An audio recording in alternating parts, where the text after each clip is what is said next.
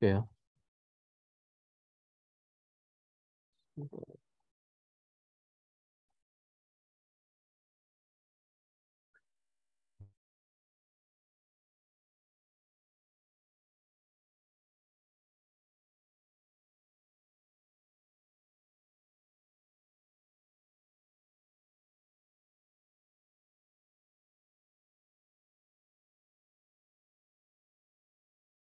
Baik, terkait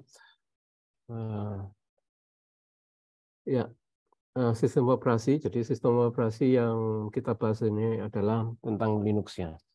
Jadi misalkan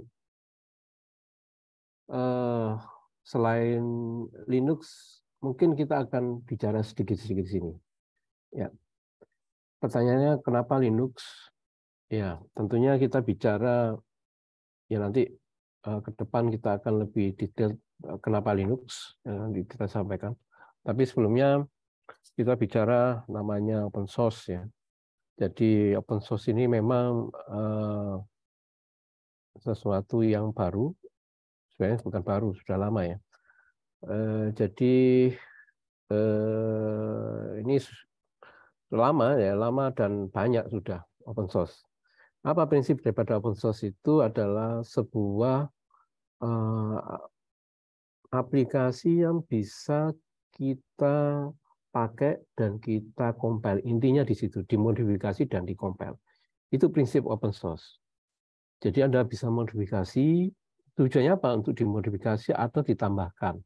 Prinsipnya itu. Jadi kalau sekarang ada embel-embel namanya open source. Ya. Jadi open source itu sesuatu yang bisa memang di publik, di-share untuk publik, ya, untuk umum, kemudian dan bisa Anda mengunduhnya, Anda bisa mengcompile atau bahkan memodifikasi, dikompil ulang untuk kepentingan yang ya banyak hal, untuk ya tadi untuk dipelajari, digunakan, dibagi secara bebas. Jadi efek daripada open source ini adalah bebas. Ya, ada open source yang nanti sifatnya tertutup, tapi jarang sekali. Biasanya open source itu ditujukan untuk bebas. Jadi bebas itu adalah free, itu adalah efek. Jadi ada yang rata-rata sih open source itu bebas, free resource. Ya, makanya nanti ada free open source yang berkaitan tentang bahasa ini. Jadi kalau Anda, apakah beda ya antara open source software dengan free software? Itu yang perlu Anda ketahui. Ada open source software, ada free software. Nah, free software itu berarti Anda menggunakan software itu gratis, tapi tidak open, dan itu banyak. Ya, contohnya itu. Jadi jika kalau kita bicara source adalah sebuah source code nanti bisa apa digunakan untuk dilakukan apa semacam digunakan ya untuk itu boleh digunakan. Tapi kembali lagi open source ini memiliki sebuah apa ya sebuah ada hak cipta. Jadi ada hak cipta yang sifat license ya, terutama license yang eh, bisa ditinggal atau license itu berlaku untuk owner pembuat open source. Ya. Biasanya seperti itu. Nah, yang perlu Anda pahami bahwa ya ini kita bedakan dua hal itu ya. License. Jadi kata kunci yang penting adalah license. Jadi kalau misalkan source itu ya sifatnya jadi ada open source yang berlicense itu istilahnya open source yang abal-abal. Biasanya open source itu rata-rata source-nya itu license-nya itu harus ditinggal copyleft. Jadi copyleft itu harus ditinggal. Semacam misalkan Anda mau apa, misalkan sebuah source aplikasi apa itu license-nya itu harus ditulis bahwa Anda menggunakan source dari ini, seperti itu. Nah, itu yang harus perlu Anda ketahui. Itu license itu hubungannya dengan hak cipta. Kembali lagi, jadi di dunia sekarang zaman open source itu kita harus jeli-jeli memperhatikan istilah open source. Ya, apakah ini open source ini memang boleh digunakan secara umum? Ya, kebetulan ada jenis source yang closed source atau yang kita sebut dengan proprietary tadi. Ada free software yang closed source, itu yang kita sebut dengan proprietary. Ya, jadi ini kita bicara proprietary itu adalah yang berhubungan dengan closed source. Ya, ada yang closed source ya terbatas, dia boleh mempublikasi terbatas, tapi kembali lagi ini sifatnya closed source. Dan bermain-main software itu kita harus hati-hati terhadap namanya license hak cipta. Dan ini menjadi disclaimer awal ketika Anda bermain-main terhadap sebuah aplikasi atau aplikasi yang di bawah sebuah software, sebuah operating system. Nah, terkait hal itu, ya nanti tentunya ini bisa kita bicarakan lebih lanjut tentang open source. Tapi yang jelas kemudian dari open source itu aman, Anda bisa menggunakan karena biasanya open source yang berbasis open source ini selalu up to date. Up to date di dalam apa? Dalam fitur, security, ya. Dan yang terakhir biasanya keberlangsungan. Jadi teknologi yang baru itu kadang-kadang di dalam open source itu lebih up to date. Ada yang model open source itu tidak up to date tapi reliable yang diutamakan, security, keamanan. Banyak hal, misalkan ini nggak ngetren, misalkan contohnya seperti itu. Rata-rata seperti ada yang seperti itu open source. Ya tergantung ini apa. Jadi open source itu dibentuk oleh komunitas intinya itu ya. Komunitas yang mengembangkan sebuah aplikasi yang nanti digunakan secara massal dan itu bisa dimodifikasi, ditambahi dan diteruskan ulang, digunakan ulang dan diteruskan seperti itu. Intinya itu open source manfaatnya. Manfaatnya nanti ya itu tergantung apa namanya sekarang di open source ini eranya adalah etika moral yang digunakan. Jadi ketika Anda menggunakan open source pastikan ya beretika lah Anda menggunakan open source. Bahwa kalau Anda mau modifikasi pastikan Anda menyantumkan bahwa ini contohnya Ubuntu atau Debian walaupun itu dilabeli contohnya seperti Blankon atau apapun ya seperti itu. Kalau dibangun dari awal, itu pastikan license-nya punya siapa. Nah, siapa yang membuat dari awal, Anda cantumkan. Jadi kalau di open source itu, license itu tetap jadi kata kunci utama. Pastikan Anda selalu meninggalkan pesan dari siapa untuk siapa. Nah, ini tuh selalu ditampilkan di dalam sebuah aplikasi. Nah, open source ini kita bicara open source ini adalah dimulai dari tahun 60-an. Jadi ada bagian oprek-oprek ya. Jadi istilah dulu namanya hacker. Ya, oprek-oprek itu dimulai di waktu di Carnegie Mellon di Berkeley ya, dan MIT seperti itu ya. Banyak ya orang-orang yang benar-benar punya visi yang mengembangkan sebuah open source. Ya, seperti itu. Jadi sudah dimulai dari Unix tahun 70-74 ya. Dia yang mengembangkan cara open source. Kemudian sebentar ya, ada feedback. Berkembang lagi open source terutama tahun 70 Unix berkembang dengan sistem operasi proprietary ya. Seperti ada MS-DOS, MS Windows, Novell, NetWare, Apple Mac. Kemudian tahun 84 ini Anda bisa lihat Richard Stallman ya waktu itu memiliki di MIT, dia membangun proyek GNU. Nah, GNU itu kepanjangan dari GNU is not Unix. Itu yang lucu ya waktu itu. Dan ini menjadi awal sebuah kebangkitan GNU ya. Kemudian nanti berkembang lagi ada Free Software Foundation untuk masalah proyek-proyek yang berbasis GNU. Kemudian tahun 91 berkembang lagi sebuah operasi membuat sebuah kernel ya. Jadi tahun 91 kernel dirilis 91 dan dikembangkan menjadi sebuah sistem operasi yang berbasis GNU atau Linux.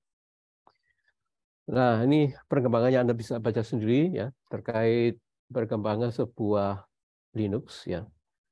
Dimulai dari terutama Unix, berkembang dari DNS Pine yang berbasis sistem operasi BSD. Kemudian berkembang lagi ada Netscape ya berbasis open source, itu contoh open source. Kemudian ada muncul lagi ada open source initiative. Ya, ini adalah dikembangkan oleh beberapa kelompok developer. Nah, tahun 99 ini Linux Red Hat ya berkembang dan berkembang menjadi go public dan ini dia lebih cenderung ke arah sejak tahun 2000-an ya. Dia mau Red Hat ini sudah proprietary. Yang semula open source, nah tadi tujuannya apa open source, kemudian dikembangkan lagi oleh Red Hat menjadi sebuah perusahaan yang lebih menguntungkan. Kalau menguntungkan dia lebih cenderung ke arah proprietary karena dia sudah IPO. Ya, ini perjalanan dari sebuah sejarah daripada open source yang memang ya saya pernah mengikuti ini semua. Jadi ya bagaimana merasakan sebuah sistem operasi yang dulu dari 10 keping CD ya, sekarang cuma dari 1 DVD. Sudah jelas ya. Bisa dibayangkan waktu itu tahun 95 ya, kita menginstal 10 keping CD ya, itu gratis Slackware. Dikirimi dari luar negeri untuk mengoperasikan sebuah Linux. 10 keping CD untuk Linux. Sekarang enggak seperti itu ya. Dan itu harus dimulai karena open source kita harus compile ya. Compile jadi sebuah OS. Itu ya kerennya waktu itu. 10 keping CD. Waktu itu namanya Slackware, ada Slackware. Di sini tidak disampaikan ada perjalanan sejarah Slackware dan yang lain-lain. Yang jelas Linux ya, Linux. Nah, kita sudah tahu ya jenis-jenis open source, ciri khas open source. Open source, pokoknya source-nya dibagi dan bisa dikembangkan. Biasanya ada perkembangan. Kadang perkembangannya lambat, ada yang cepat. Ya, kalau di OS itu biasanya lumayan cepat, signifikan, karena dia ingin mengakomodasi sebuah komunitas orang banyak. Kenapa OS ini penting? Karena dipakai. Karena sekarang semua device-device itu sudah menggunakan sistem operasi. Nah, Anda sudah mengenal sistem operasi apa saja? Tentunya ada Windows yang sering Anda gunakan. Dan sebenarnya Anda sudah mengenal namanya Linux sejak Anda menggunakan handphone Android. Ya, kalau Anda handphone Android Anda itu sebenarnya sistem operasinya sudah Linux. Ada lagi sistem operasi yang sekarang berbasis ya tadi Android ya. Android itu adalah Linux based. Ya, kernelnya dia menggunakan Linux. Kemudian ada lagi yang berbasis Apple seperti kalau yang versi desktop namanya macOS, kalau versi mobile namanya iOS. Ya, iOS. Sedangkan kalau Windows Windows sendiri, adakah versi mobile dulu? Ada, namanya Windows Mobile atau Windows Phone.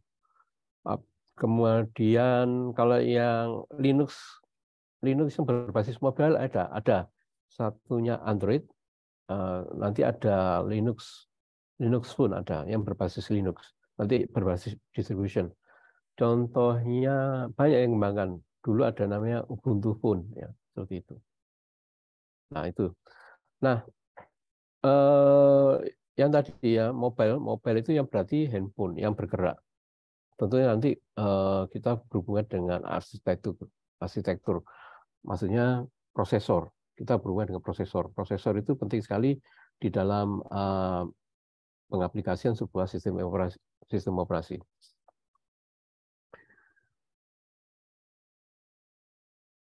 Nah, bagaimana cara kita mengetahui kita sedang menggunakan sistem operasi? Ya, ketika Anda dimulai kalau Anda menyalakan komputer ya pertama kali. Nah, di situ ada proses booting, ya. Kemudian nanti booting itu ada proses, kalau di mobile Anda muncul Android, kalau di mobile iOS Anda muncul gambar Apple. Itu salah satu bentuk indikator bahwa sistem itu dinyalakan pertama kali untuk mengoperasikan nanti. Itu pertama kali ya, untuk masuki sebuah proses-proses yang nanti di dalamnya ada untuk mengendalikan beberapa perangkat keras. Karena di dalam seperti mobile itu ada layar, ada speaker, ya itu contoh yang paling sederhana. Itu yang berhubungan dengan mobile. Nah, kalau di komputer kan ada VGA, ada audio, ya, ada layar, ada keyboard, ada mouse, itu semua dijalankan oleh sistem operasi. Nah, kemudian untuk mengoperasikan sebuah sistem operasi itu banyak hal ya, perintah-perintah yang bisa digunakan pada umumnya, seperti untuk di sini dikatakan ada ls atau direktori untuk melihat isi direktori. Ya. Nah,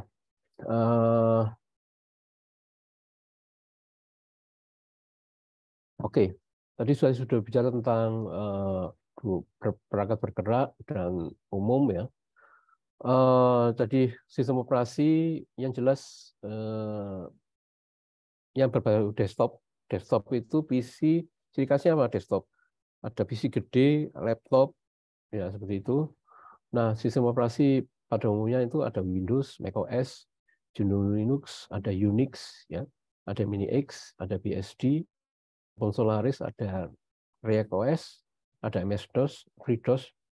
Nah, itu yang ditaruh di dalam PC ya, di desktop, di laptop Anda. Yang mobile, yang handphone Anda, ya, itu ada ya mobile device ya. Itu seperti contohnya adalah iOS, ada Harmony OS, Tizen, Selfish, WebOS, ya, ya WebOS. Kemudian ini yang terkenal ya. Ya. Tizen di mana? Tizen itu biasanya kalau dulu di LG, Harmony OS di Huawei. Ya. Nah ini, Selfish itu kalau nggak salah dulu di Nokia yang pakai. Ya banyak iOS di iPhone untuk Apple Mac. Ya ini, tapi yang kita bicarakan di sini adalah nggak semua OS kita bicara, tapi nanti kita akan bahas sedikit-sedikit tentang OS. Dan kita konsentrasikan ke OS yang sering digunakan ya oleh sejuta umat, ya, kurang lebih seperti itu. Mau nggak mau itu sejuta umat, walaupun nanti bersaing sejuta umat, itu Windows itu sejuta umat, tapi sekarang ini trennya yang berbasis Unix dan Linux itu sudah lebih dari yang kita bayangkan. Nah, kenapa seperti itu? Nah, ya di mobile itu sudah gitu. Dan banyak perangkat keras menggunakan sistem operasi untuk keperluan seperti untuk data center, untuk cloud computing, ya. Kemudian untuk administrasi sistem itu semuanya berbasis Linux. Kalau banyak sekali, kalau di orang Jawa bilang banyak ya, banyak berarti ya sangat banyak kayak gitu ya. Nah, itu yang perlu Anda ketahui. Kenapa kita konsen ke Linux? Karena itu sering kita gunakan. Dan ini menjadi beberapa pertemuan atau kalau di semester berikutnya, nah Anda akan selalu ketemu Linux, Linux, Linux. Karena kebanyakan pemrograman kebanyakan di Linux ya. Untuk administrasi jaringan pun Linux, untuk security ya Linux. Nah, why Linux? Karena ya free, open source, bisa dijamin security-nya sudah lumayan ya dibandingkan dengan yang lain, dan stability yang ditambahkan di Linux. Oke, ini diulangi lagi ya cerita-cerita ini. Jadi Linux itu diawali dengan dikembangkan oleh kernel sebuah Linux ya. Ini tahun 91 oleh Linus Torvalds. Ini adalah orang yang cikal bakal sebuah Linux dengan kernel. Apa itu kernel? Ya, kernel itu bagaimana ketika booting itu sistem sistem operasi belum berjalan ya. Bagaimana dengan hasil sistem operasi itu bisa mengenali perangkat-perangkat atau driver ya istilahnya itu. Driver yang ada di dalam motherboard dikenali. Nah, ini yang Linus Torvalds itu sudah mampu mengoneksikan semua perangkat yang ada di motherboard di komputer. Itu. Ya, dia namakan kernel yang bisa mengenali semua perangkat di motherboard itu. Tahun 91. Ya, ini juga makanya ini cikal bakal Linux di sini, Linus Torvalds. Sebelumnya seperti Richard Stallman masih belum bisa.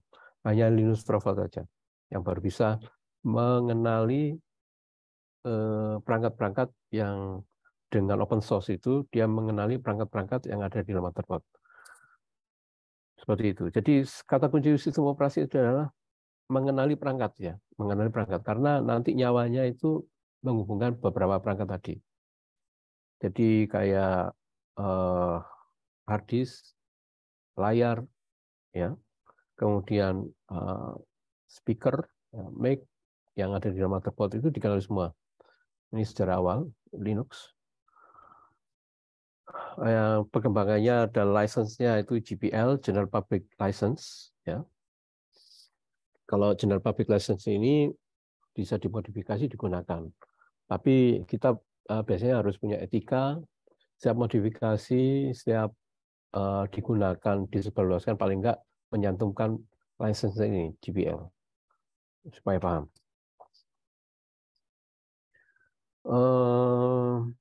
Oke.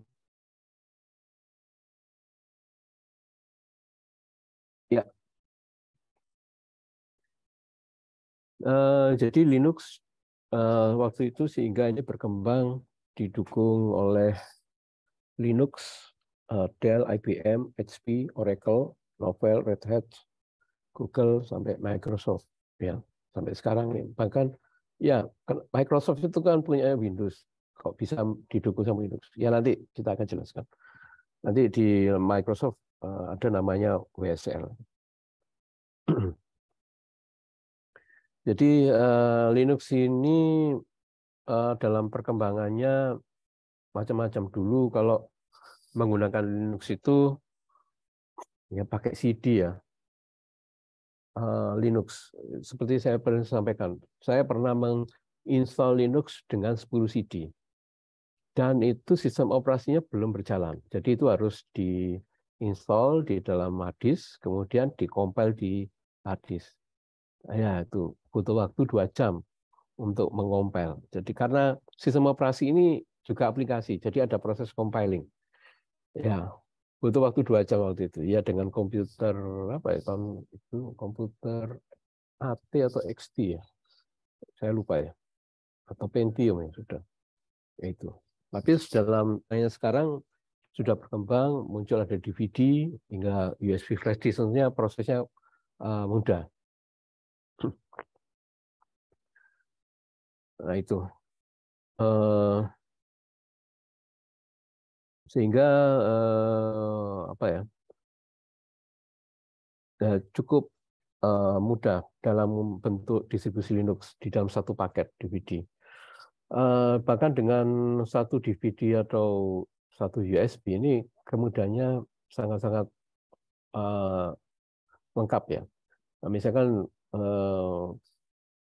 DVD atau CD. Dulu dalam satu CD itu sebenarnya bisa mengoperasikan beberapa aplikasi yang dibutuhkan untuk kebutuhan server. Contohnya adalah web server, itu sudah bisa. Ya. Kemudian dengan DVD, ini tentunya kapasitasnya cukup besar sehingga aplikasi bisa ditambahkan itu banyak sekali. Nggak hanya web server, DNS. Ya, untuk keperluan server ada, keperluan untuk desktop ada, seperti GIM atau Visual Studio Code itu dalam sebuah DVD, sehingga tidak perlu mengunduh. Ya, biasanya menginstal itu diunduh dulu, seperti Visual Code, GIM ya, GIM itu. GIM itu adalah aplikasi untuk Photoshop, seperti kayak Photoshop ya, GIM. Ya dengan di Photoshop. Itu versi GNU, GPL. Nah, itu yang menarik. Itu semua dikemas dalam sebuah DVD ya, all in one. Sudah include. Jadi nggak perlu mengunduh lagi atau seperti kalau di Windows ya sistem operasi ceklek berbeda kalau Windows ya. Ya OS nggak pernah disertai dengan namanya kayak spreadsheet-nya atau semacam word processing-nya atau publishing-nya. Nah, itu biasanya kalau Office-nya terpisah. Tapi biasanya kalau di Linux satu paket. Nah ini biasanya satu paket ini akan kita sebut dengan distribusi. Caranya DVD maupun baik ke USB. Ya, lebih enak itu menurut saya.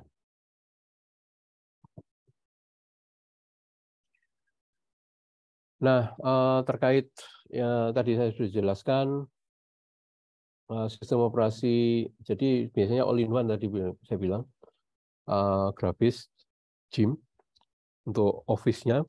Ya, yang free itu adalah LibreOffice,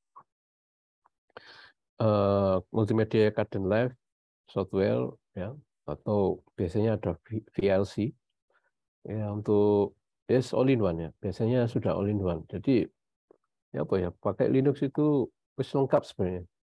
Nggak perlu nginstal apa-apa. Rata-rata seperti itu. Nah, kemasan ya bahasanya distribution itu adalah kemasan ya, yang perlu Anda tahu. Distro atau singkatannya distro kalau di sini bilang. Nah, distro paket-paket yang tadi melengkapi untuk kebutuhan desktop, untuk kebutuhan server dan sebagainya itu mulai berkembang banyak. Distro-distro itu yang terkenal adalah seperti Debian, Slackware, Red Hat. Ya. Ini yang pemain lama dan yang sampai kekinian itu masih Red Hat, masih dipakai ya Red Hat. Dan ini adalah pemain lama. Jadi pemain lama itu punya turunannya. Jadi turunannya itu seperti kalau Debian ada Ubuntu, ya. Nah tadi saya bicara Blancon ya. Blancon ini juga merupakan turunan Debian. Kemudian ada lagi Slackware itu turun menjadi SUSE. Ya, SUSE itu berbayar atau OpenSUSE yang gratis. Kemudian ada lagi Red Hat itu kita ketemu namanya CentOS dan Fedora. Jadi kalau Anda bermain-main ya nama-nama ini Anda sudah tahu. Oh, ini punyanya siapa, apa distro tetuanya siapa, Debian atau Slackware atau Red Hat.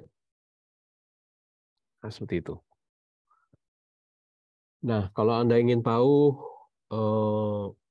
ya sistem operasi distro, ya perkembangan sistem operasi distro-distro itu Anda bisa lihat di DistroWatch. Ya, masing-masing distro itu memiliki ciri khas sendiri, cara menginstall, cara mengemasnya, package manajernya, pengelolaan paket. Jadi nanti Ubuntu yang satu paket dengan Debian itu contohnya Ubuntu itu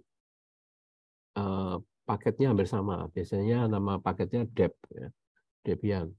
Kalau SUSE saya lupa. Kalau Red Hat itu biasanya .rpm itu nama paketnya. Red Hat Package Manager itu dulu ya namanya. Kalau Debian .deb ya. Kemudian terus untuk menginstal, untuk mendapatkan paket-paket tadi, misalkan untuk saya ingin Photoshop seperti Jim, Anda bisa mendapatkan paket itu secara mudah dan gratis itu dengan menggunakan tools tambahan seperti apt. Apt untuk yang Ubuntu, kalau Slackware yang berbasis Slackware itu PKG Tools. Kalau yang Red Hat turunannya itu menggunakan YAM. Ya. Nah, ini adalah informasi yang awal-awal ya. Paling nggak Anda sedikit tahu, oh Linux itu ada ini. Kemudian nanti Anda akan mengenal apt, Anda mengenal package tool, kemudian nanti SUSE, ZIP, nanti YAM. Jadi oh ini apa? Jadi itu nanti Anda bisa mendapatkan paket-paket Linux yang lain dengan terutama aplikasi tambahannya yang berhubungan dengan aplikasi tambahan di dalam sebuah distribusi, dan tentunya itu gratis. Jadi paket-paket itu bisa diunduh. Tentunya Anda harus terhubung dengan repository. Jadi repository itu apa? Ya kumpulan-kumpulan software yang Anda bisa unduh sesuai dengan distronya. Misalkan Ubuntu dia punya kumpulan-kumpulan software, namanya repository. Ya. Sehingga Anda harus mengunduhnya. Dan kumpulan software itu ada yang sudah dikompil, ada yang belum dikompil, dan bisa begitu diunduh, nanti akan melangsungkan kompilasi sekaligus. Ya, cukup banyak ya isinya compile, repository. Karena repository biasanya disesuaikan dengan versi. Biasanya kalau di versi awal, ya Anda misalkan menginstal Ubuntu versi awal, ya pasti dia Anda berhubungan dengan kumpulan versi awal. Jadi mengikuti serinya. Misalkan seri 2, ya Anda menginstal Ubuntu seri 2 misalkan contohnya. Berarti Anda harus terhubung dengan seri 2-nya yang ada di versi Ubuntu. Jadi dan kumpulan itu banyak sekali. Jadi kalau Ubuntu mengeluarkan versi 1, 2, 3 contohnya seperti itu, maka di repositorinya, di pusatnya Ubuntu harus memiliki kumpulan yang seri 1. Apa yang dikembangkan di seri 1. Itu juga biasanya ada pengembangan seri 1, update seri 1. Ya, kemudian seri 2 juga ada sendiri. Jadi antara seri 1 dan seri 2 kadang-kadang tidak ada hubungannya. Independen ya, antara seri 1 seri 2. Biasanya seperti itu. Nah, siapa yang mengembangkan seri 1, seri 2 ya? Kembali lagi komunitas. Developer di komunitas itu, di Ubuntu, di Debian, di Red Hat, di Fedora, di CentOS, seperti itu. Mereka mengembangkan, mengupdate dan mengembangkan, ya nanti muncul seri 3 dan seri 4. Tergantung mereka memiliki namanya roadmap. Nah, itu cerita-cerita terkait repository ya. Kenapa kita pakai Linux? Sudah jelas, bebas, aman,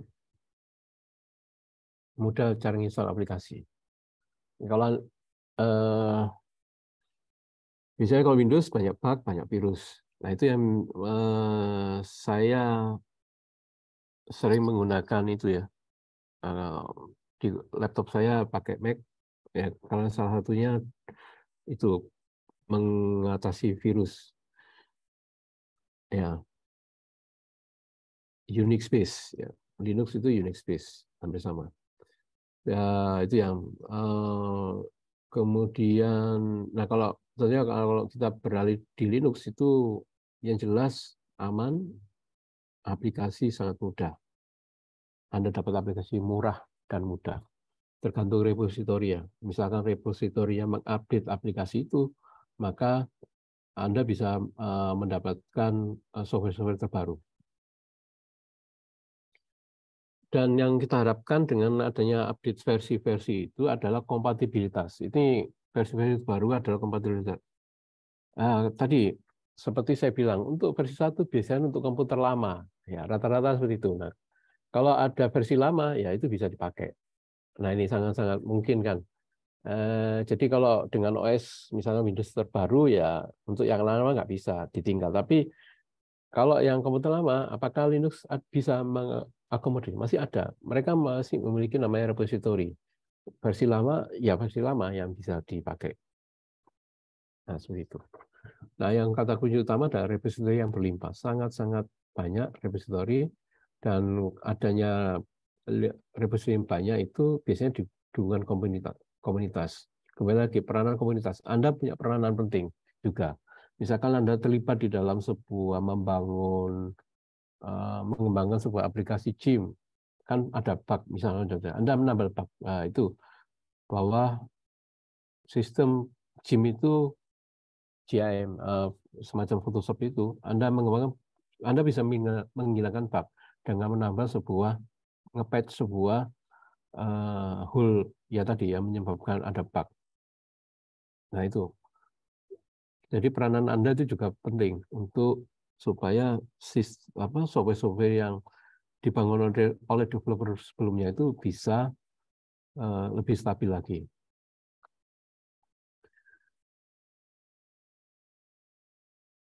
Nah, privacy ini juga menarik ya, kita pakai Linux. Nah, yang perlu Anda ketahui di Linux, bagaimana apa sih yang ada di dalam Linux? Kita harus tahu sedikitnya seperti ini ya.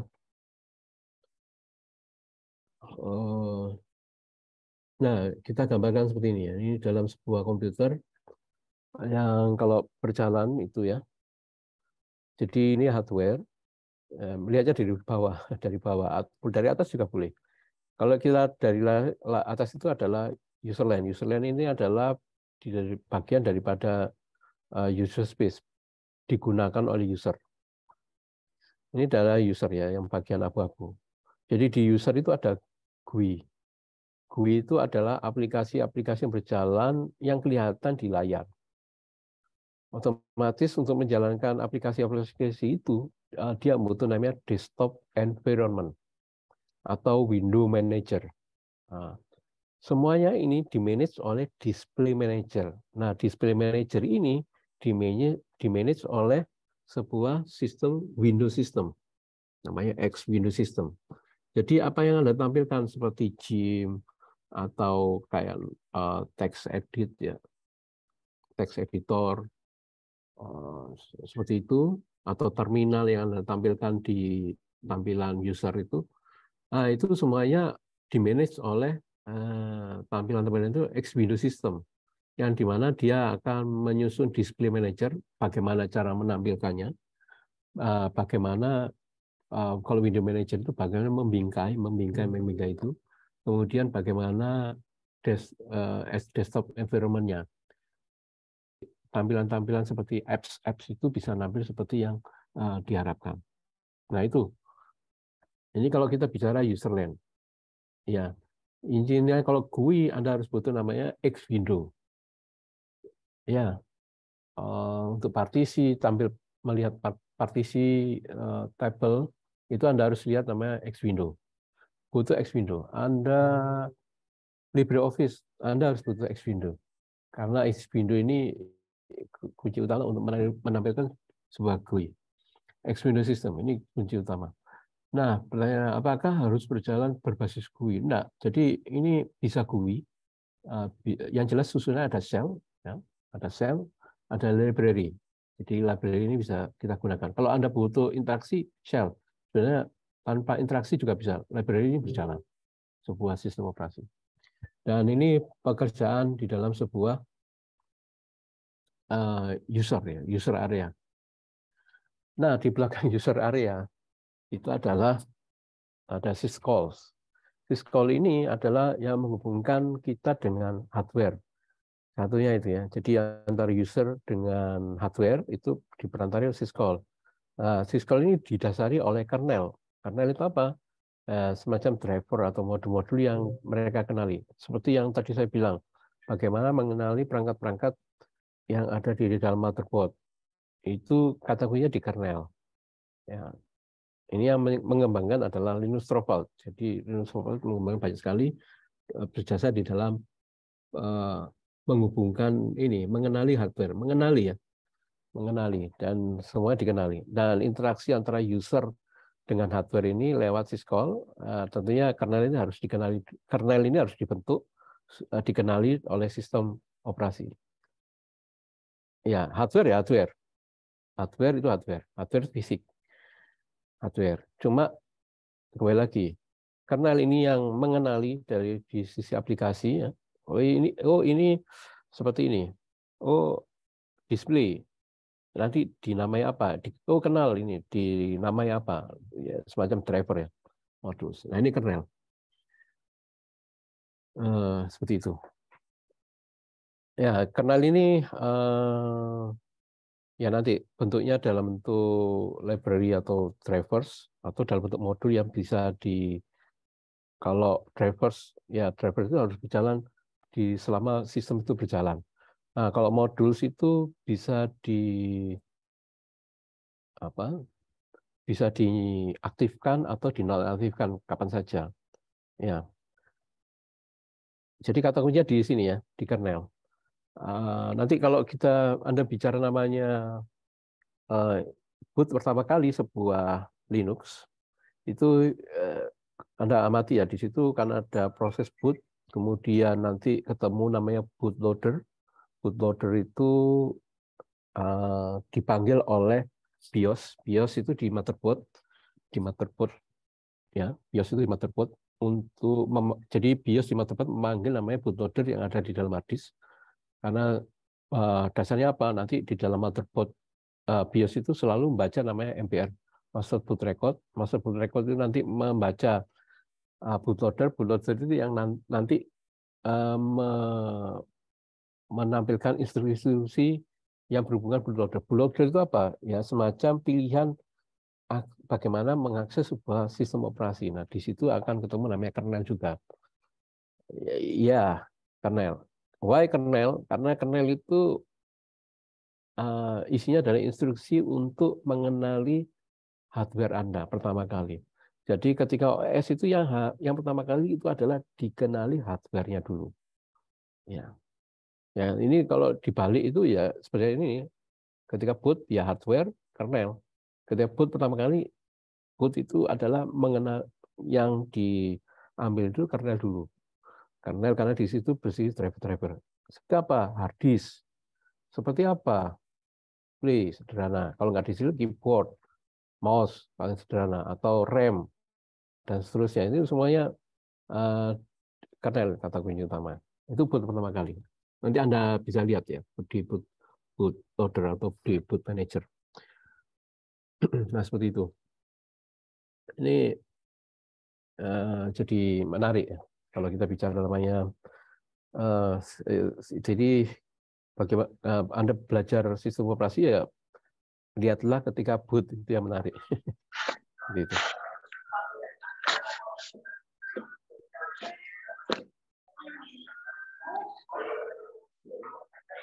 Oke, sampai di sini ada pertanyaan?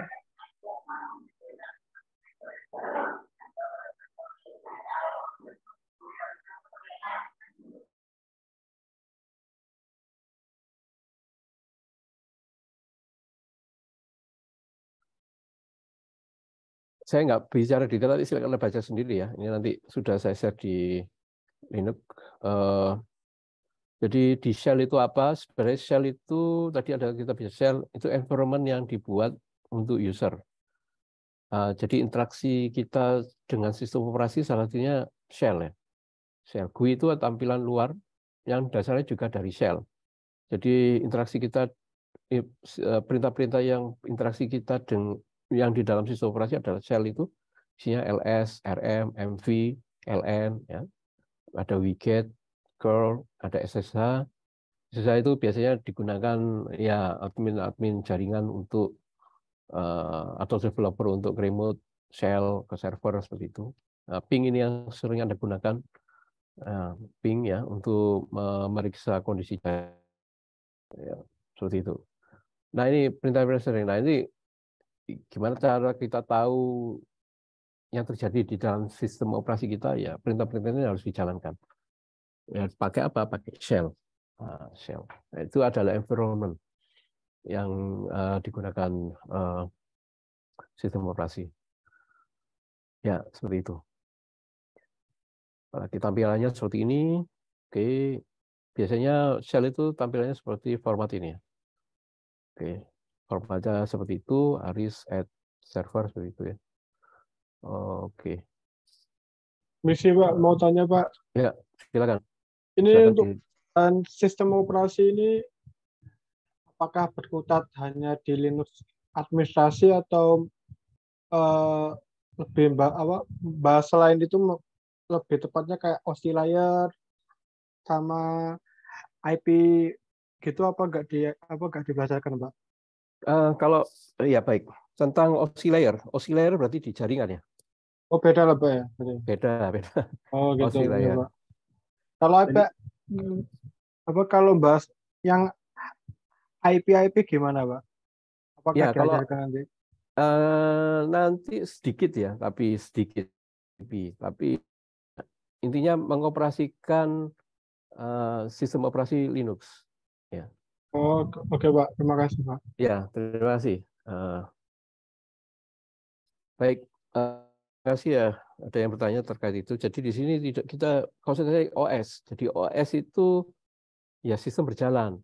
Anda tahu sistem itu berjalan bagaimana. Nah itu yang perlu kita siasati. Karena di OS ini banyak yang harus ada otak-atik ya, salah satunya. Nah, kernel bahasa kunci utama seperti itu. Karena di kernel itu adalah stabilitas daripada sebuah sistem. Ya, kalau misalkan Anda salah nyeting kernel itu, ya berarti sistem Anda bisa nggak stabil. Nah, kenapa sistem harus stabil? Contohnya banyak sekali. Seperti kalau Anda menggunakan server, ya, misalkan memfungsikan server. Contoh server itu apa sebenarnya? Server itu seperti web server ya, atau database server contohnya. Jadi database server itu dia harus membutuhkan sistem operasi yang stabil. Stabil itu berarti interaksi hardware itu bagus, terutama di hard disk, terutama RAM ya. Bagaimana kalau ada troubleshooting RAM? Nah, sistem kernel itu bisa satu bisa mengatasi lah. Itu harus distabilkan dulu. Dan biasanya seperti ini ya. Contoh paling sederhana ketika Anda menginstal database, menginstal sebuah web server, itu mau nggak mau harus membaca sebuah kernel karena dia membaca kernel terutama RAM. Nah, biasanya standar RAM itu 50% ya, standar RAM yang digunakan di aplikasi. Ketika Anda ingin mengoptimumkan, nah, permasalahannya ketika Anda ingin mengoptimumkan berarti RAM itu harus dimaksimumkan. Berarti harus ada di tuning salah satunya. Kok harus tuning? Tuningnya kan bisa dipakai di web server. Misalkan ada tuning web server. Contohnya RAM-nya dibesar menjadi misalkan contohnya jadi 8 giga contohnya itu ya. Ya enggak segampang itu Ferguson seperti itu. Jadi meningkatkan, jadi interaksi, jadi Anda harus membaca nama, kalau web server itu Anda harus membaca manualnya web server. Di situ untuk meningkatkan, memaksimumkan itu ada 2 setting. Yang pertama adalah konfigurasi di dalam web server sendiri. Yang kedua, supaya di sistem operasi itu ada semacam kayak limitasi ya. Nah, itu harus diatur limitasinya. Salah satu di memori. Biasanya itu 20%, karena struktur memori itu misalkan, oh saya mau memasukkan 8 GB memori untuk web server atau database server seperti itu. Perlu Anda ketahui bahwa memori itu strukturnya digunakan tidak hanya untuk aplikasi, tapi ada sistem operasi sendiri. Paling enggak, biasanya mereka mencadangkan 20%. Defaultnya rata-rata mereka mencadangkan 50%. Itu maksimum aplikasi digunakan. Biasanya seperti itu. 50%. Memori Anda 8 GB contohnya. Nah, mungkin Anda pakai memori 4 GB. 4 GB. Nah, defaultnya rata-rata di Linux, ya walaupun sekarang sudah dynamic ya. Dulu 50% itu diset secara default, dia gunakan untuk aplikasi. Sehingga 50% itu untuk kepentingan sistem operasi. Nah, kepentingan sistem operasi itu apa? Contohnya untuk kernel. Kernel. Aplikasi sederhana ya untuk modul library ini. Kernel, library, syscall. Itu 50% untuk itu. Tapi ada, kalau mau di-push, biasanya 20% untuk sistem operasi. Nah, Anda bisa mengatur situ ya. Jadi minimum atau maksimum minimum yang boleh diatur adalah, yang boleh di-adjust itu adalah, maksimum yang boleh di-adjust itu adalah 80%, rata-rata seperti itu. Jadi untuk memori. Jadi Anda nggak bisa menggunakan memori 8 GB deal untuk, atau 4 GB deal untuk web server.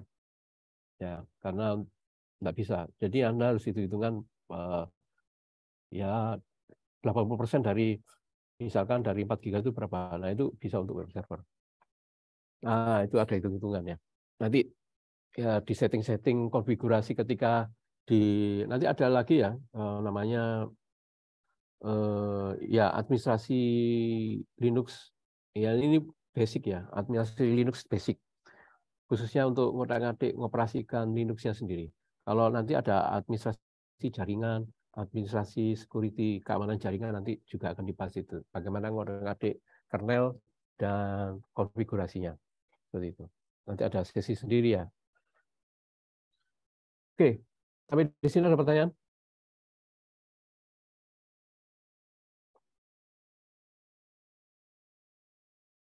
Mohon maaf, saya nggak bisa pakai kamera ya. Kebetulan kameranya belum dibelikan.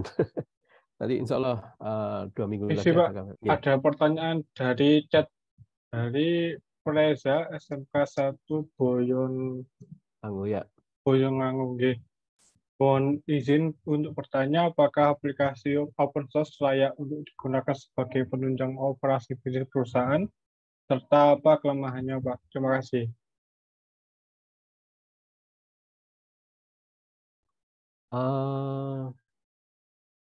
Apa kelemahannya? Enggak ada yang lemah. Enggak ada yang lemah. Untuk operasi bisnis perusahaan bisa. Kebanyakan server-server ya untuk cloud itu kan untuk bisnis perusahaan. Itu kebanyakan pakai Linux. Contohnya seperti itu. Kalau bisnis kecil, apakah pakai open source bisa nggak? Sangat-sangat bisa. Nah, tentunya dengan, kalau Anda ingin tahu Kak, apa yang diperhitungkan? Keamanan, ya keamanan sudah dijamin oleh komunitas seperti itu. Yang kedua, kelemahan, nggak ada kelemahan ya. Keuntungannya apa ya tadi? Komunitas sudah menjamin. Kemudian pasti up to date. Kalau Anda pun kalau misalkan ada permasalahan, Anda bisa mengupdate-nya, memperbaikinya. Yang ketiga, biaya murah. Sehingga apa? Kalau Anda ingin bersaing dengan vendor-vendor luar atau dengan misalkan Anda perusahaan luar, ya Anda bisa menekan ke perusahaan. Ya, oke lah. Solusi Anda itu sangat solutif banget. Ya, ini kebetulan saya punya partner ya, teman saya juga di bisnis open source. Satunya ya dia mengembangkan ya basisnya dia di aplikasi open source. Kemudian dia mengembangkan memodifikasi aplikasinya dari dasar open source. Tapi ya dia bisa ngasihkan source itu free. Sejauh ini dia usahanya adalah ya di open source dan lumayan omsetnya ya miliaran. Dan pesaingnya ya yang vendor-vendor proprietary seperti Oracle, Microsoft, itu musuh-musuhnya. Dia dengan santai saja. Ya, itu sangat-sangat itu. Nah, Pak, ada pertanyaan lain? Ini jadi dari ya, saya ingin sampaikan dulu juga bahwa tidak ada kelemahan di open source. Yang penting Anda benar-benar mencari yang benar-benar stabil ya. Kata kunci stabil. Yang biasanya kalau di Ubuntu namanya ada LTS gitu ya. Long term service. LTS itu. Itu insya Allah bisa. Dan Anda memastikan bahwa sudah Anda memastikan ini tidak ada kelemahan. Yang jelas kalau Anda bermain bisnis di open source, pastikan layanan Anda itu yang terbaik. Biasanya yang nggak open source itu sangat mengecewakan layanannya. Oke, itu yang pertama. Ya. Yang kedua, storage Linux Mint. Untuk install storage optimum pemrograman berapa ya Pak? Saya setting 20 GB masih kurang. Ya, untuk pemrograman ya kita bicara partisi ya. Tadi di Linux sendiri biasanya kalau diinstal biasanya butuh 5 GB. Nah, 5 GB itu default awal ya. Kemudian saya nggak tahu Anda program apa yang membutuhkan. Karena program itu ada dua macam, berbasis desktop, berbasis script ya. Nah, kalau script biasanya nggak butuh storage yang besar. Sekitar 5 GB itu sudah environment cukup. Cuma yang perlu Anda ketahui bahwa tadi struktur di dalam memori ya. Jadi memori itu harus membutuhkan kalau susunan di Linux itu ada namanya main partition sama atau yang kedua adalah secondary partition. Nah, secondary partition ini biasanya digunakan sebagai swipe memory. Nah, swipe itu yang Anda perhatikan di situ ya. Pak, bisa Pak mau tanya Pak. Ini perihal swipe tadi. Kalau semisal RAM-nya sudah besar, katakan misal 8 atau 16, apakah masih membutuhkan sub, Pak? Masih butuh. Masih butuh. Buat ya nggak tahu penggunanya bagaimana ya nanti. Itu masih butuh ya, swipe. Ya seperti itu. Oke, Pak. Ya nanti settingnya nggak terlalu besar, tapi swipe itu pasti dibutuhkan. Karena defaultnya itu. Kalau ingin running smooth, memang nggak perlu ingin cepat, reliability swipe itu dinonaktifkan, tapi itu bisa digunakan ketika ya butuh karena ada workload ya. Workload itu dia pasti menggunakan prosesor dan menggunakan RAM dan kadang-kadang beberapa aplikasi itu ada yang tidak digunakan itu ditaruh di dalam swipe. Jadi swipe itu masih dibutuhkan. Ya, kita nggak tahu nanti gunanya apa. Itu makanya itu sistem operasi yang mengatur.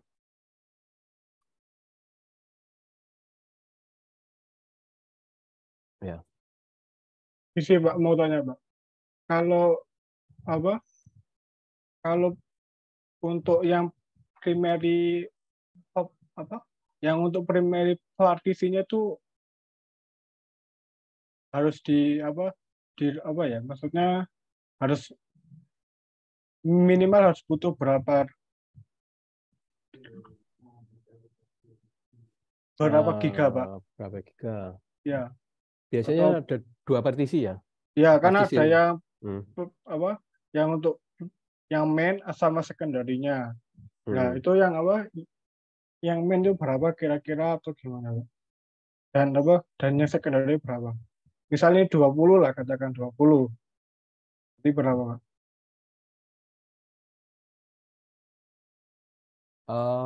Memorinya berapa? Apa totalnya 20 misalnya, yang Enggak, main remnya berapa? berapa? Ya, RAM-nya berapa? RAM-nya contoh misal 4 gitu. Kalau 4 biasanya ya swap-nya itu di setting 4 atau lebih atau 2 kali dari 4 itu biasanya. Oke. Berarti swap-nya 8, 12 giganya buat Ya, output-nya. ya seperti itu. Tapi kalau itu nggak cukup, ya sudah. Ya berarti kan harus nambah storage ya. Ya, Ya Pak, baik. memang ya seperti itu. Ini bahasanya itu teknologi apa yang diterapkan dalam sistem operasi apa ya? Teknologi apa? Sistem berjalan lancar.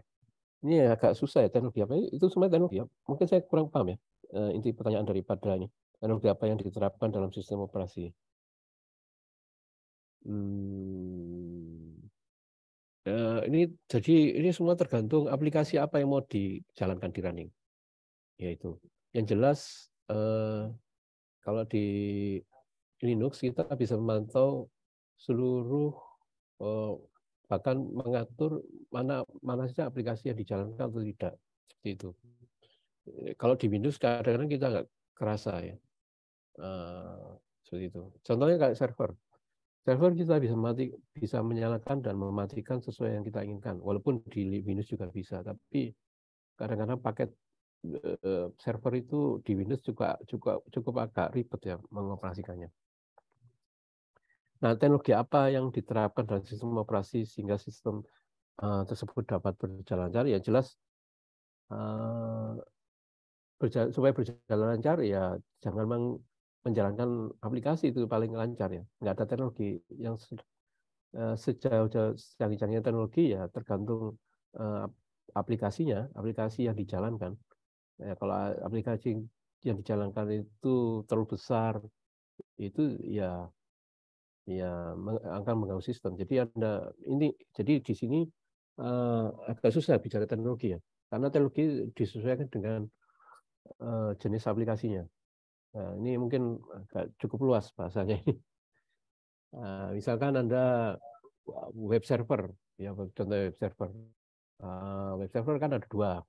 Kalau di dunia server, contohnya satu Apache, satunya uh, NGX, satunya adalah pakai IIS. Kalau IIS itu murni di Windows.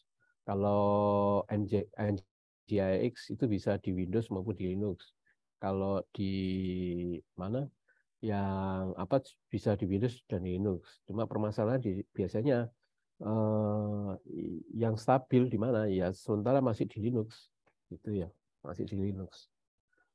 Karena di Linux pengaturan hak akses dan sebagainya sangat-sangat cukup bisa strict sekali dibandingkan dengan di Windows.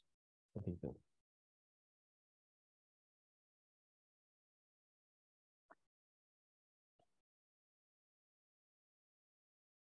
Ya, ada lagi pertanyaan?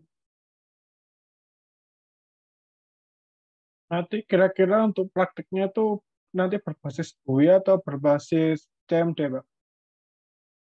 Oh ya, terkait praktek ini kebetulan bukan saya pengampunya. Nanti ada Bu Fitri, tapi saya cuma menyampaikan tentang teori saja ya. Jadi Oh, kira-kira seperti iya, ini. Pak. Terima kasih. Uh, ya, pertanyaannya bagaimana Anda bisa menjalankan Linux? Misalkan komputer Anda Windows. Jadi ada dua cara. Cara pertama, Anda menginstal namanya VirtualBox. Kelihatan ya VirtualBox di sini. Ya, Jadi Anda lihat sama VMware. VMware bisa, VMware atau pakai VMware itu biasanya VMware Player ya, pakai VMware Player.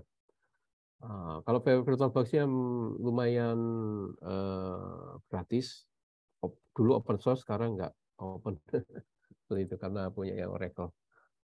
Terus bagaimana cara Anda menginstal Linux di VirtualBox? Ini Anda bisa cari Google. Storage-nya berapa yang dibutuhkan? Ya tadi bisakah 20 giga? Bisa. Secara teori bisa. Permasalahannya memori ya. Karena kalau VirtualBox itu adalah seakan-akan apa ini VirtualBox? Itu kita bisa membangun PC di dalam sebuah PC Anda atau PC di dalam laptop Anda. Jadi otomatis kalau Anda membangun PC di dalam laptop Anda, berarti otomatis RAM, hard disk itu di-share. RAM-nya di VirtualBox itu, PC virtual itu otomatis di-share, harus share dengan memori aslinya atau hard disk aslinya. Otomatis yang semula 4 giga ya, atau 4 giga ya harus di-share gantian dengan punyanya virtual PC. Nah itu repotnya. Ya banyak hal. Itu cara pertama pakai VirtualBox dan Anda harus benar-benar sering-sering nyoba ya. Ini cara aman. Cara yang kedua nggak aman dengan dual partition. Ya dual partition. Berarti ada partisi yang berpartisi, membagi partisi hard disk. Saya berharap Anda sudah tahu ya partisi hard disk itu apa. Ketika install Windows nanti Anda bisa lihat hard disk itu misalkan 80 giga, Anda atur 80 giga. Yang Windows itu dikurangi menjadi 40 giga. 40 giga itu untuk Linux. Nah, seperti itu. Atur partisi hard disk Anda, fisiknya. Jadi ada partisi Windows, ada partisi Linux. Nanti partisi Linux dibagi menjadi dua tadi. Ada main apa namanya? Main partition atau root partition, satunya swap partition. Seperti itu. Itu yang kalau fisik berbahaya. Yang lumayan nggak berbahaya yang ketiga, itu Anda memakai CD, DVD. Tapi sekarang nggak ngetren ya, sekarang DVD, CD. Kalau pakai CD, Anda bisa boot dari CD itu, pakai live Pakai Linux. flash disk, Pak. Ya, kalau yang terakhir, yang flash disk. Kalau flash disk, bentar, nanti saya tunjukkan. Ini ya, flash disk itu live Linux Merufus, USB. Pak. Atau Ya, banyak ya. caranya. Ya, banyak caranya. Jadi dari Anda harus mengorbankan flash disk Anda untuk Linux. Jadi seperti itu. Banyak caranya. Live Linux USB. Ini tidak mengorbankan Windows Anda. Hanya Anda bisa menjalankan Linux di komputer Anda tanpa perlu menginstal Linux. Nah, ini nggak perlu menginstal Linux. Kalau versi yang dua tadi, yang pertama dan kedua, itu Anda harus menginstal Linux, walaupun secara virtual dan nggak berbahaya. Yang versi kedua menginstal Linux dengan berbahaya. Apa bahayanya? Anda harus memartisi hard disk Anda fisiknya dipartisi. Itu yang berbahaya. Kalau ada cara yang paling aman yang terakhir, Anda nggak perlu menginstal Linux. Namanya Live Linux USB. Anda cari di Google, nah bagaimana cara mengoperasikannya di situ. Ya itu nanti digunakan untuk mungkin nanti ketika Anda praktek ya, praktek untuk sistem operasi nanti ini sebaiknya Anda pakai ini kalau Anda nggak mau berkorban. Ya, nggak mau berkorban hard disk ya pakai live USB. Kalau Anda berkorban space hard disk berarti Anda pakai VirtualBox. Kalau mau berisiko ya Anda partisi seperti itu. Ya, kalau pakai VirtualBox berat ya, resikonya berat aja, berat di aplikasinya menjalankan. Kalau nggak berat ya dipartisi, tapi resiko di itu ya itulah, itu semua pilihan. Jadi sekarang terkait bagaimana cara menginstal tidak saya ajarkan di sini, tapi saya tunjukkan bagaimana cara mendapatkan secara googling itu banyak sekali tutorialnya. Ya, di sini sih kita bagaimana cara kita memanfaatkan Linux untuk pengoperasian sehari-hari untuk keperluan yang jelas untuk bagaimana untuk kepentingan install, kepentingan mengcopy, ya, nanti harapan bahkan menjalankan aplikasi berbasis Linux itu bagaimana. Itu yang kita harapkan. Nah, salah satunya tuning kernel ya. Nah, itu yang kita harapkan. Oke, ada lagi pertanyaan? Ada lagi Pak dari Oh Malik ya, Ar-Rasyid. ya, kernel itu software seperti driver ya, seperti itu. Ya, seperti itu, seperti driver ya. Jadi driver yang dipackage satu paket dalam satu file semacam itu. Ya, kernel. Jadi sama kalau disebut driver ya driver kernel itu. Cuma bahasanya lebih keren aja kernel gitu ya. Istilah kernel itu Anda akan kenal juga di apa ya, di Windows ada juga kernel. Nanti yang disebut dengan anti apa ya namanya kernel Windows itu ada juga. Anda cari aja anti kernel ya, Windows kernel ya, Windows kernel ada. Jadi ini driver awal. Jadi kernel itu dibagi menjadi dua. Kernel untuk ketika boot, ketika boot dan kernel ketika setelah boot. Jadi ada post apa namanya post boot.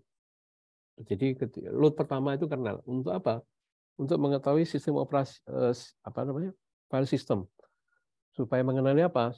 Supaya mengenali ini pakai partisi apa, extended versi 3 atau pakai apa namanya? Pakai NTFS. Nah, itu kernel pertama kali.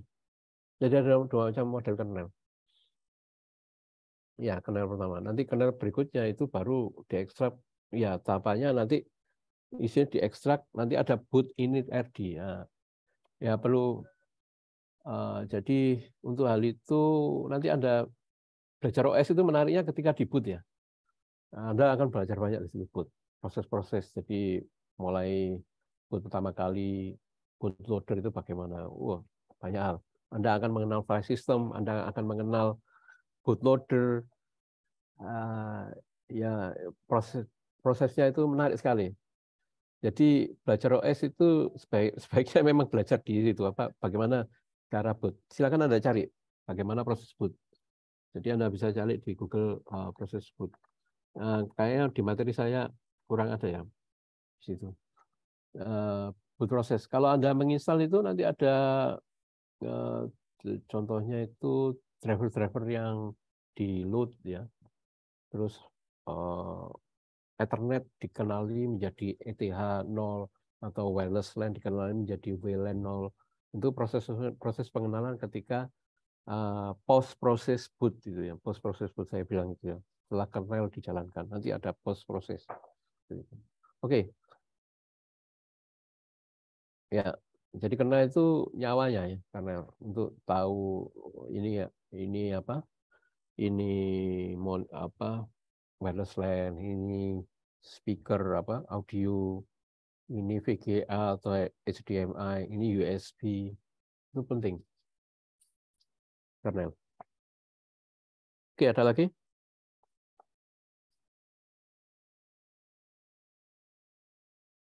Silakan nanti dibaca-baca. Saya coba cari ya. Di sini, sebentar. Coba saya dikit tentang ini, boot proses. Jadi di boot proses itu ya Anda bisa lihat. Menarik sekali kalau Anda belajarnya. Ya contoh-contoh boot proses. Ya kita sama belajar ya, mekanismenya ya. Jadi nanti apa saja yang berjalan ya. Oh ini install. Oke, tidak apa-apa nanti ini bisa dipelajari. Jadi untuk boot sendiri itu kan ada boot lewat namanya satu boot bootnya BIOS atau pakai UEFI. Jadi UEFI itu nanti beda lagi. UEFI itu langsung ke, jadi boot BIOS langsung ke hard disk. Kalau biasanya POS, power on self test, ya. Nah, kalau UEFI melewati power on self test itu langsung masuk ke hard disk. Ya, asik. Belajar Linux itu asik. Kita belajar tahu banyak hal. Bahkan Anda kalau ada kalau dengan Linux bagaimana boot proses itu Anda bisa amati pakai, kalau dulu ada ini apa namanya, serial ya, kabel serial, maaf, interface RS232. Apa itu interface RS23? Aduh, cilaka ya. Interface RS232. Serial, colokan serial di PC ya. Biasanya di PC ada apa ya? Biasa Itu semacam yang ini. laptop yang agak lama, Pak, biasanya, Pak, Iya, yang ada gitunya. ya Ya. seperti itu ya, kayak ini ada colokan kayak gini. Nah, ini kalau kita hubungkan dengan PC yang lain, kita bisa mengamati boot proses dari Linux secara langsung. Oh, ini tahapannya ini. Kan selama ini kalau boot prosesnya nggak kelihatan. Nah, Anda bisa amati. Oh, sehingga Anda bisa mengamati troubleshooting-nya apa ketika boot. Kita ya, yang mana yang dikenali, yang nggak dikenali akan kelihatan semua di sini. Kalau dulu di sini kita harus pakai pasang ini serial, terus kita hubungkan di PC, kemudian kita tampilkan di layar lewat apa ya, pakai aplikasi terminal itu ya, untuk serial terminal ini. Nah, kita lihat di situ prosesnya. Anda bisa amati mulai awal ala boot, langsung setelah klik bootloadernya Anda akan amati. Oh, ini ada driver-driver yang dikenali, ada yang nggak dikenali. Kalau sejauh itu asik. Itu yang di Linux. Kalau di Windows, ya Anda terima apa adanya. Walaupun ada debug-debug di bootnya ya ada. Seperti itu. Oke, jadi ini pendahuluan ya. Nanti kita akan bicara lebih detail lagi di pertemuan berikutnya terkait ya bagaimana kita menggunakan terminal salah satunya. Mainan ya.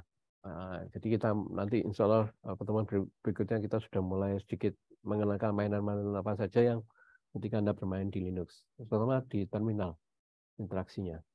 Karena basicnya di awal seperti yang saya sampaikan sebelumnya itu, awalnya itu user itu diawali ya kalau nggak ada GUI apa shell pasti library nggak bisa diapa-apain. Yang bisa adalah interaksinya ada di shell. Nah, yang perlu kita perhatikan di shell. Nah, kita akan sedikit interaksi itu. Oke ya. Saya pikir cukup untuk pertemuan hari ini. Terkait nanti pertanyaan nanti silakan Anda catat, kemudian nanti Anda sampaikan di pertemuan berikutnya. Oh ya, di Etol Anda bisa diskusi di forum, ya. Anda bisa masukkan di forum itu ya. Nanti materi bisa Anda upload Anda unduh di sini. Nanti video bagaimana menginstal di VirtualBox dan pakai USB nanti saya lampirkan di materi video. Seperti itu. Nanti di minggu ke berapa ya? Minggu ke-7 ya. Minggu ke-7 kita akan ada UTS dan di minggu ke-14 kita adakan UAS seperti biasa.